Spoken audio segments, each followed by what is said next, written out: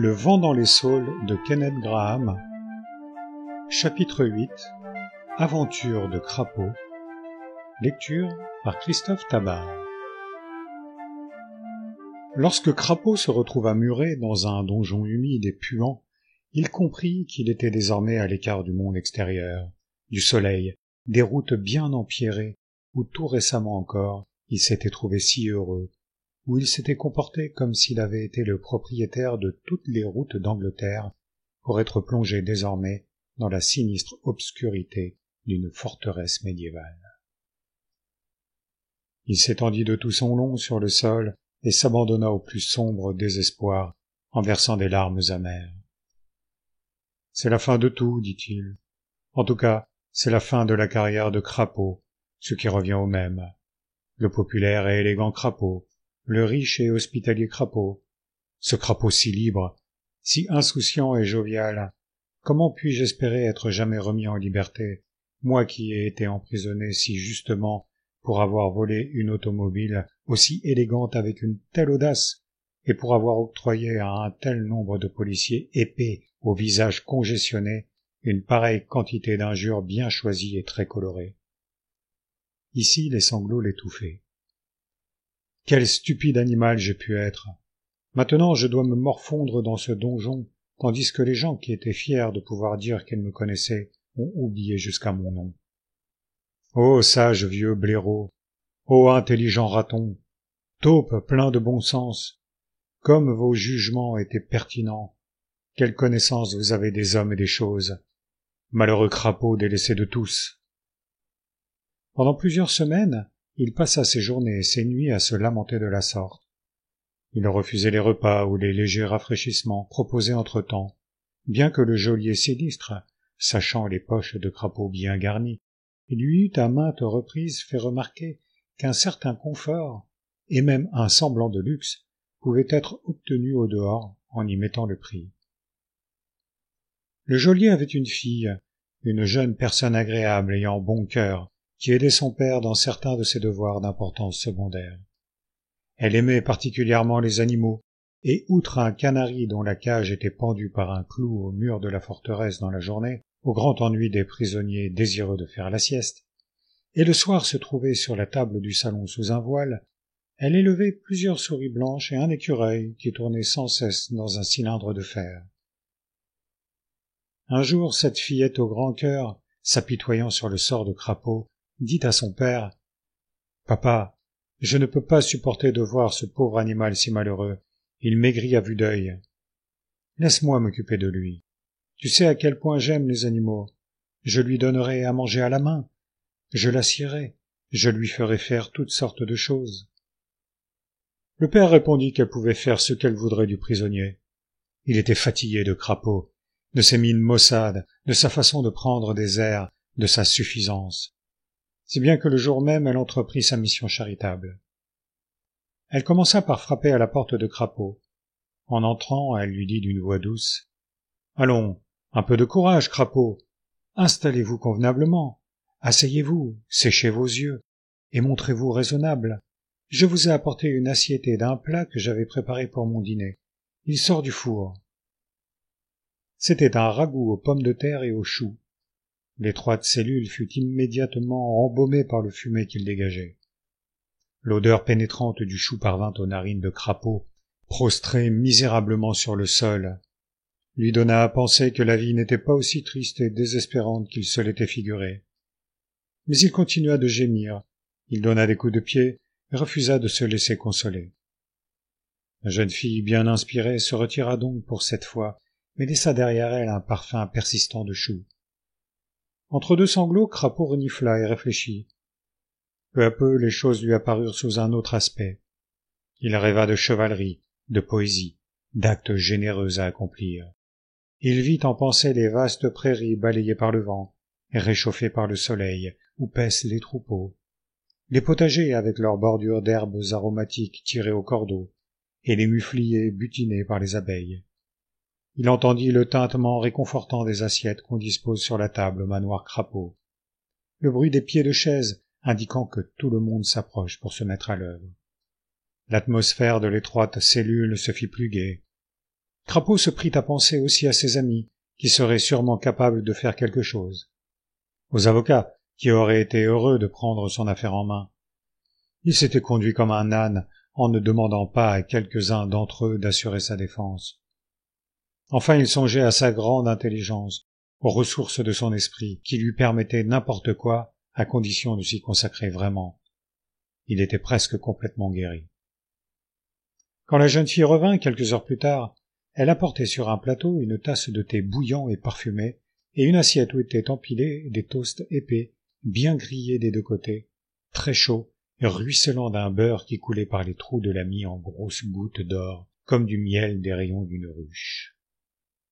L'odeur qui se dégageait des toasts était éloquente.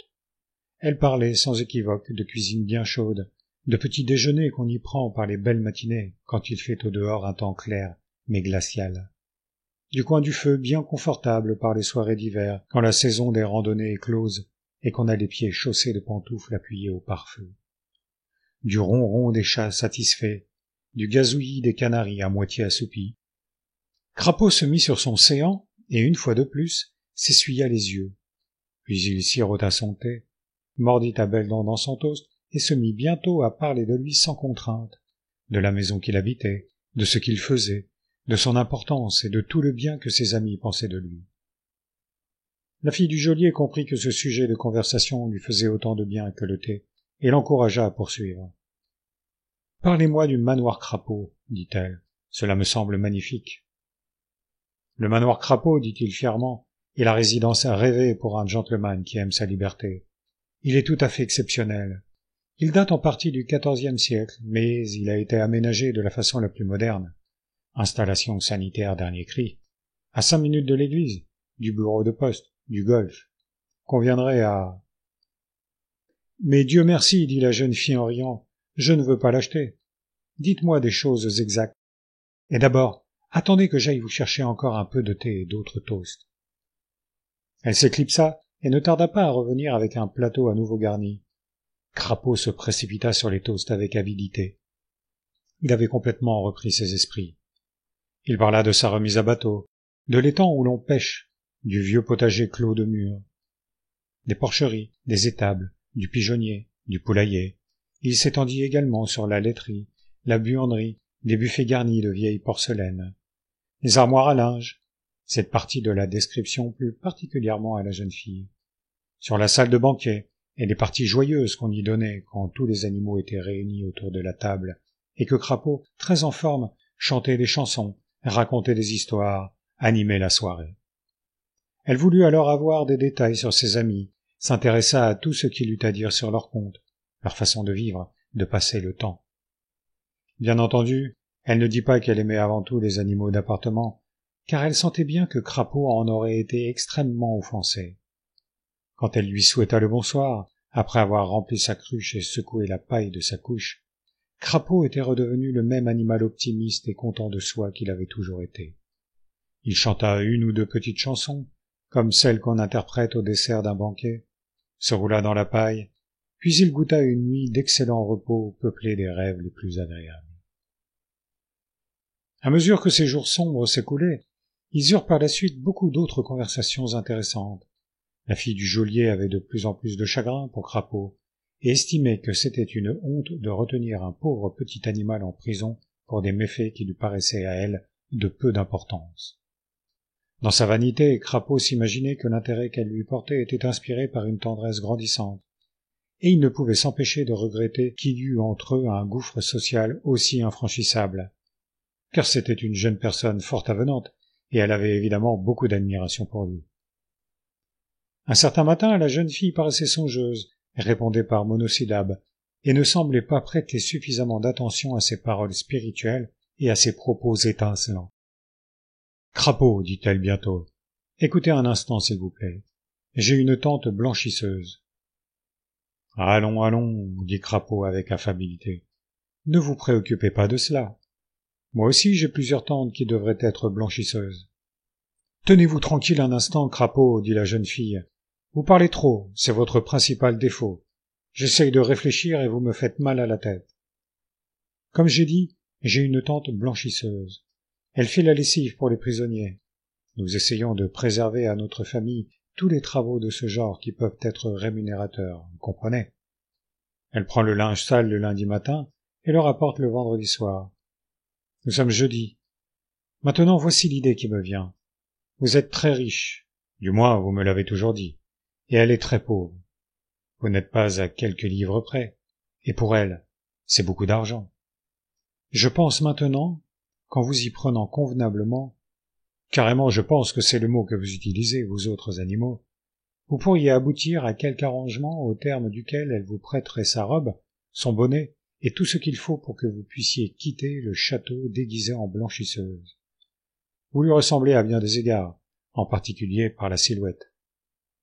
Je ne crois pas, dit Crapaud très formalisé. Pour ma part, j'ai une silhouette très élégante. Ma tante également, répliqua la jeune fille, en ce qui la concerne. Mais vous vous arrangerez comme vous pourrez, après tout. Voilà comment vous êtes, vantard et ingrat, alors que je me fais du mauvais sang pour vous et que je m'efforce de vous venir en aide. Oui, oui, c'est très bien, merci beaucoup, se hâta de dire Crapaud. Mais écoutez, vous ne voudriez tout de même pas envoyer monsieur Crapaud, du manoir Crapaud, se promener dans la campagne déguisé en blanchisseuse. Dans ce cas, vous n'avez qu'à rester ici avec votre personnalité de Crapaud. Je pense que vous voulez partir en calèche attelée à 4 chevaux. L'honnête Crapaud était toujours prêt à reconnaître ses torts. Vous êtes une brave et intelligente fille, dit-il, et je ne suis qu'un stupide crapaud vaniteux. Présentez-moi à votre estimable tante, et je ne doute pas que nous aboutissions, cette dame et moi, à un arrangement satisfaisant pour les deux parties. Le lendemain soir, la jeune fille fit entrer dans la cellule de Crapaud sa tante, qui lui rapportait son linge plié dans une serviette. La vieille dame avait été préparée à cet entretien, et la vue de certains souverains d'or que Crapaud avait judicieusement mis bien en évidence sur sa table emporta l'affaire en laissant peu de détails à discuter. En échange de cette somme, Crapaud reçut une robe de coton imprimé, un tablier, un châle et un bonnet noir usagé. La seule exigence de la vieille dame fut d'être bâillonnée, ligotée et abandonnée dans un coin. Grâce à cet artifice peu convaincant, expliqua-t-elle, appuyé par quelques détails pittoresques qu'elle fournirait elle-même, elle espérait conserver sa charge malgré des apparences défavorables. Crapaud était enchanté de cette proposition. Elle donnait un certain cachet à son évasion. Elle conservait intacte sa réputation de garçon prêt à tout et particulièrement dangereux. Et il aida de bon cœur la fille du geôlier à faire apparaître le plus possible sa tante comme la victime de circonstances indépendantes de sa volonté. « À votre tour maintenant, Crapaud, dit la jeune fille. Ôtez cette veste et ce gilet. Vous êtes bien assez gros comme ça. » Elle ne se tenait plus de rire quand elle se mit en devoir d'agrafer sur lui la robe de coton imprimée. Elle arrangea le châle avec une habileté professionnelle, noua les cordons du bonnet sous son menton. « Vous êtes son portrait, dit-elle, sans s'arrêter de rire. Je suis sûr pourtant que de toute votre vie, vous n'avez jamais eu l'air aussi respectable. Maintenant, au revoir, Crapaud, et bonne chance. Suivez tout droit le chemin par lequel vous êtes venu. Si vous êtes interpellé, vous le serez probablement, ce ne sera jamais que par des hommes. Vous pourrez naturellement blaguer un peu, mais rappelez-vous que vous êtes une veuve, seule au monde, avec une réputation à sauvegarder. » Le cœur battant, d'un pas aussi ferme qu'il le put, Crapaud s'engagea avec précaution dans ce qui semblait être la plus écervelée et la plus hasardeuse des entreprises. Mais il eut bientôt l'agréable surprise de constater que tout était facile. Il était un peu humilié de voir qu'il jouissait d'une popularité qui ne lui appartenait pas et qui était due en grande partie au sexe opposé au sien. La silhouette épaisse de la blanchisseuse dans sa robe de coton imprimé paraissait jouer le rôle d'un passeport quand il s'agissait de franchir n'importe quelle porte barricadée ou grille rébarbative.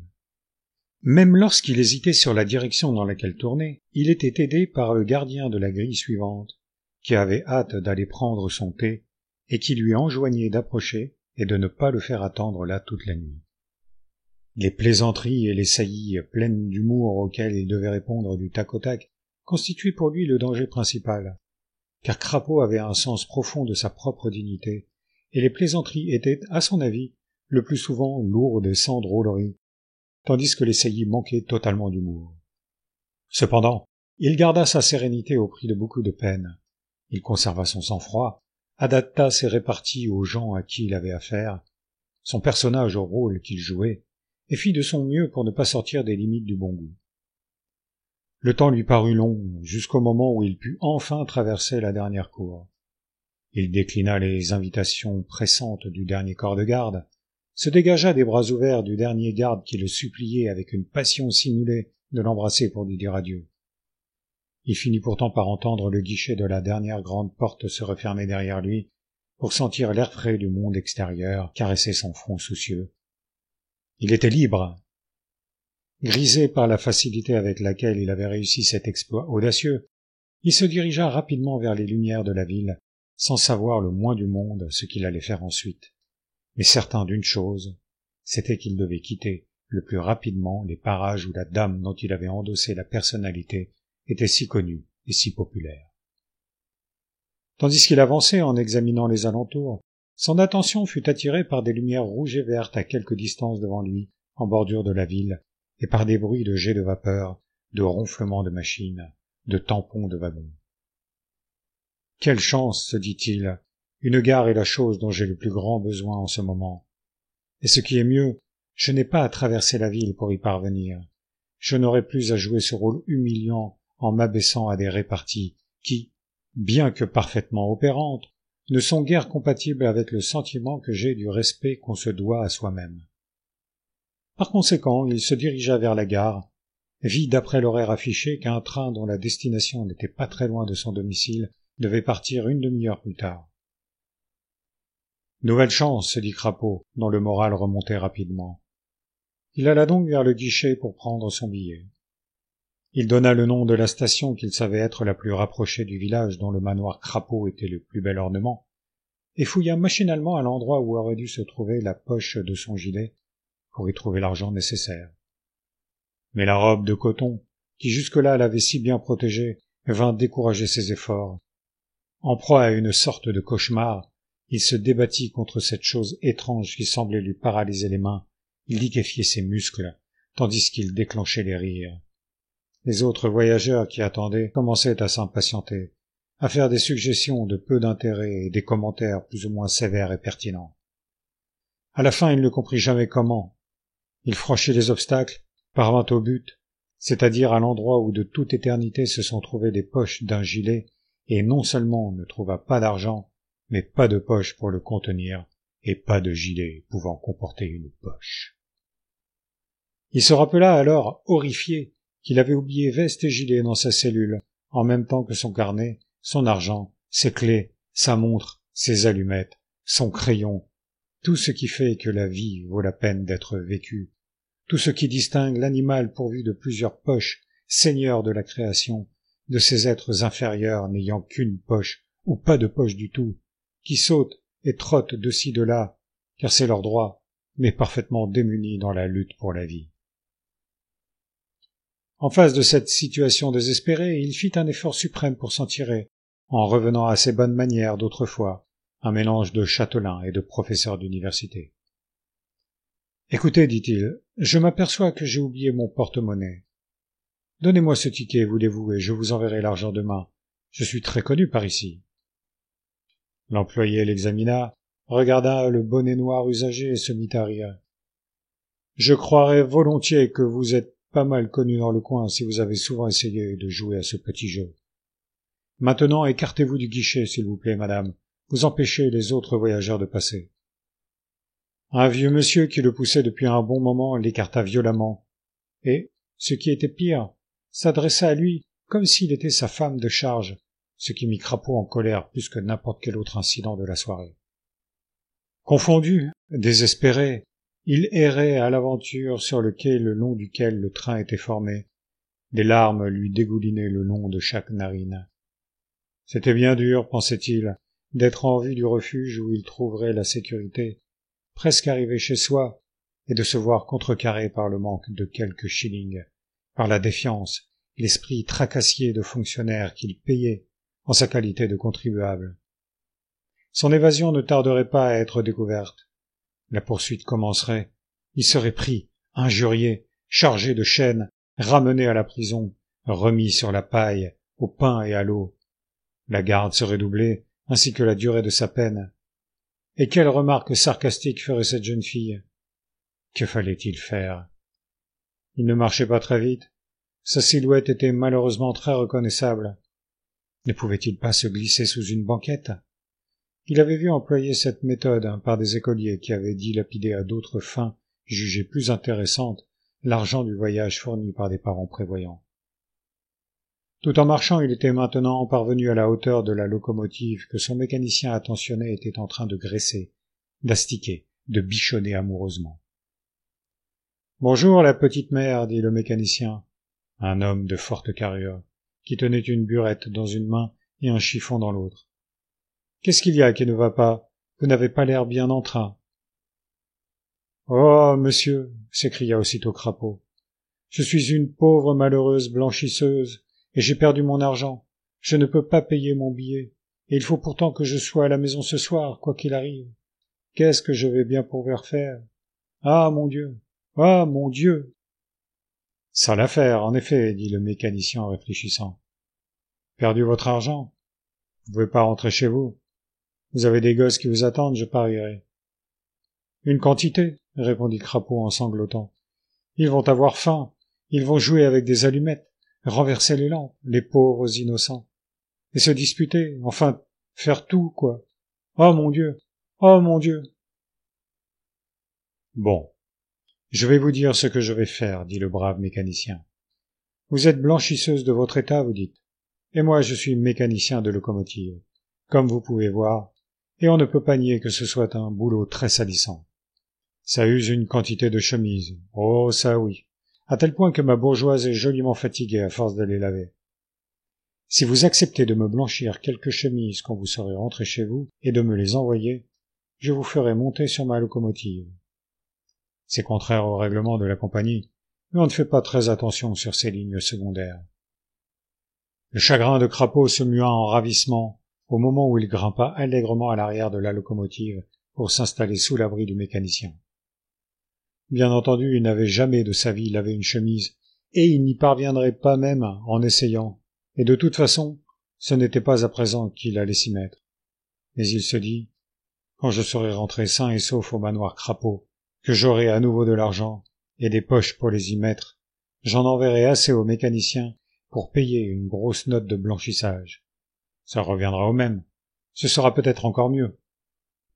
Le chef de gare agita son drapeau en signe d'adieu.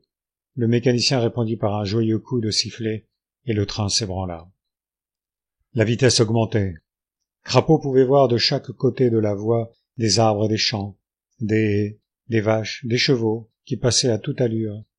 Il se disait que chaque minute le rapprochait du manoir Crapaud, de ses sympathiques amis, de l'argent qu'il pourrait faire teinter dans ses poches, d'un lit moelleux dans lequel dormir, de bonnes choses à manger, de l'estime et de l'admiration qu'on lui témoignerait au récit de ses aventures et devant son intelligence hors classe. Il se mit à sautiller, à chanter à tue-tête des bribes de chansons, au grand étonnement du mécanicien qui avait déjà rencontré des blanchisseuses, peut-être pas très fréquemment, mais n'en avait en tout cas jamais vu une comme celle-là. Ils avaient déjà couvert pas mal de kilomètres. Crapaud réfléchissait à ce qu'il aurait à dîner dès qu'il serait rentré chez lui. Il s'aperçut soudain que le mécanicien, dont la physionomie semblait exprimer un certain étonnement, restait penché sur le côté de sa machine et paraissait tendre attentivement l'oreille. Il le vit alors escalader le tas de charbon qui se trouvait amassé dans le tender et regarder au loin par-dessus les wagons. Puis il se retourna et dit à Crapaud, « C'est très étrange. Notre train est le dernier à passer ce soir dans cette direction, et pourtant, je jurerais que j'en ai entendu un autre qui nous suivait. » Cette remarque mit immédiatement fin aux élucubrations de Crapaud. Il reprit son sérieux, se sentit soudain déprimé. Il éprouva une douleur sourde à la base de la colonne vertébrale, qui s'irradiait dans ses jambes et qui lui donnait une envie irrésistible de s'asseoir et d'essayer désespérément de ne plus penser à ce qui allait arriver. À ce moment-là, il y avait un clair de lune éclatant, et debout sur ses briquettes, le mécanicien découvrait la voie ferrée sur une longue distance. « Je vois très bien maintenant, dit-il bientôt en l'appelant. C'est une locomotive qui roule sur les mêmes rails que nous et qui arrive à bonne allure. Le malheureux crapaud, accroupi dans la poussière de charbon, se creusait la tête pour savoir ce qu'il convenait de faire, et il ne croyait guère au succès. « Il gagne beaucoup de terrain sur nous, » s'écria le mécanicien, et la locomotive est chargée d'un tas de gens bien curieux. Des hommes ressemblant à des gardiens de prison à l'ancienne mode, portant des hallebardes, des agents de police casqués, brandissant des matraques, des hommes mal vêtus en chapeau melon, incontestablement des policiers en civil. Impossible de s'y tromper, même à cette distance. Ils agitent des revolvers et des cannes. Ils font tous de grands gestes et crient tous la même chose. « Arrêtez! Arrêtez! Arrêtez !» Crapaud s'effondra, à genoux au milieu du charbon, et joignant ses pattes de devant dans une attitude de supplication, il s'écria « Sauvez-moi, cher monsieur le mécanicien de locomotive, vous qui êtes bon et charitable, et je vous dirai tout. Je ne suis pas la simple blanchisseuse que j'ai l'air d'être. Je n'ai pas d'enfants qui m'attendent, innocents ou pas. Je suis un crapaud, monsieur Crapaud, un propriétaire terrien bien connu et très populaire. Grâce à mon audace et à ma grande intelligence, je viens de m'échapper d'un donjon nauséabond au fond duquel mes ennuis m'avaient précipité. Si ces gens qui sont sur la locomotive me reprennent, ce seront de nouveau les chaînes, le pain et à l'eau, la paille, la misère complète pour le pauvre, malheureux, infortuné et innocent crapaud. Le mécanicien le regarda d'un œil sévère et lui dit « Maintenant, dites la vérité. Pour quelle raison avez-vous été mis en prison ?»« C'était pas quelque chose de bien important, dit le pauvre crapaud, devenant rouge écarlate. J'ai simplement emprunté une automobile pendant que ses propriétaires étaient en train de déjeuner. Ils n'en avaient pas besoin à ce moment-là, puisqu'ils étaient à table. Je n'avais pas du tout l'intention de la voler, cette automobile. Mais les gens, et tout particulièrement les magistrats, jugent avec tant de dureté les actes, ne tirant pas à conséquence et en tout cas courageux. » Le mécanicien prit un air grave et dit « Je crains que vous ne vous soyez conduite en vérité comme un vilain crapaud, et mon devoir serait de vous livrer à la justice. Mais vous êtes, cela est visible, dans des ennuis graves, dans un état de détresse, et je ne vous abandonnerai pas. Je n'aime pas les automobilistes pour commencer, et je n'aime pas recevoir des ordres de la police quand je suis sur ma machine, d'autre part. La vue d'un animal en pleurs me fait toujours un drôle d'effet et m'attendrit. Courage, crapaud, je vais faire de mon mieux, et nous allons peut-être triompher d'eux. » Maniant la pelle avec une énergie farouche, ils chargèrent à bloc la chaudière qui se mit à ronfler, à lancer des étincelles. La locomotive fit un bond en avant, mais les poursuivants continuaient à gagner du terrain. Le mécanicien poussa un long soupir, s'épongea le front avec son chiffon de nettoyage et dit « Ça sent mauvais, crapaud. Vous voyez, ils sont plus légers que nous, parce qu'ils n'ont pas de wagon à tirer, et leur machine est supérieure à la nôtre. Nous n'avons plus qu'une ressource, c'est votre seule chance. Aussi, écoutez-moi bien. Voici ce que vous allez faire. Très près d'ici, devant nous, se trouve un long tunnel. À la sortie, la voie traverse un bois épais. Pendant que nous serons dans le tunnel, j'irai aussi vite que je pourrai, tandis que les autres vont naturellement ralentir un petit peu pour éviter un accident. Dès que nous sommes sortis, je renverse la vapeur, je freine de toutes mes forces, et au moment où vous pourrez le faire sans danger, vous sautez et vous allez vous cacher dans les bois, avant qu'ils aient eu le temps de traverser le tunnel eux aussi et de vous voir. Alors je repars à toute vitesse, et ils peuvent continuer à me donner la chasse si cela les amuse, aussi longtemps et aussi loin qu'ils le voudront. Alors attention, et soyons prêts à sauter quand je vous le dirai. » Ils entassèrent encore du charbon dans la chaudière. Le train s'engouffra dans le tunnel. La machine ronflait, grondait, faisait un grand vacarme. Puis ils émergèrent de l'autre côté de l'air frais, sous un calme clair de lune. De chaque côté de la voie s'étendaient des bois sombres et hospitaliers. Le mécanicien renversa la vapeur et freina. Crapaud se mit sur le marchepied, et au moment où le train avait ralenti jusqu'à la vitesse du pas, il entendit le mécanicien qui lui criait « Maintenant, sautez !» Crapaud sauta, se laissa rouler le long d'un petit talus, se releva sans mal, et rampa jusque dans le bois pour aller s'y cacher. Il risqua un coup d'œil, et vit le train reprendre de la vitesse et disparaître à bonne allure. Puis la locomotive montée par les poursuivants surgit alors du tunnel, un grand effort de grondement et de coups de sifflet, tandis que son équipage bigarré brandissait des armes disparates en hurlant « Arrêtez ! Arrêtez !» Quand ils furent passés, Crapaud rit de bon cœur, pour la première fois depuis qu'il avait été jeté en prison. Cette crise d'hilarité s'arrêta net quand il se prit à penser qu'il se faisait fort tard, que la nuit était profonde et fraîche. Il se trouvait dans un bois inconnu, sans argent, ni aucun espoir d'avoir à dîner, encore éloigné de ses amis et de son domicile. Et puis il y avait ce silence mortel autour de lui, faisant suite au grondement et au bruit de ferraille du train, et ce fut comme un choc. Il n'osait pas quitter l'abri des arbres, aussi s'enfonça-t-il davantage dans son épaisseur, avec l'idée de s'éloigner le plus possible du chemin de fer. Après tant de semaines passées entre quatre murs, il s'imagina que ce bois lui était hostile, qu'elle avait envie de se moquer de lui. Les 1000 bruits de la nuit lui faisaient croire que le bois était plein de gardiens en train de le rechercher, qui se rapprochaient sans cesse. Un hibou, venant silencieusement à sa rencontre, l'effleura de son aile et le fit sursauter. Il était persuadé qu'il avait été touché par une main. Puis il décampa en volant comme un papillon de nuit et en ricanant, ce que Crapaud trouva de fort mauvais goût.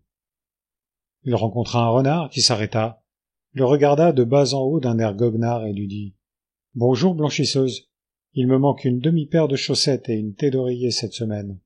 Veille à ce que ça n'arrive plus. » Puis il s'éloigna en se pavanant avec un rire sarcastique. Crapaud chercha des yeux une pierre à lui lancer, mais sans succès, ce qui le vexa plus que tout. À la fin, transi, affamé, éreinté, il se mit à l'abri dans un arbre creux.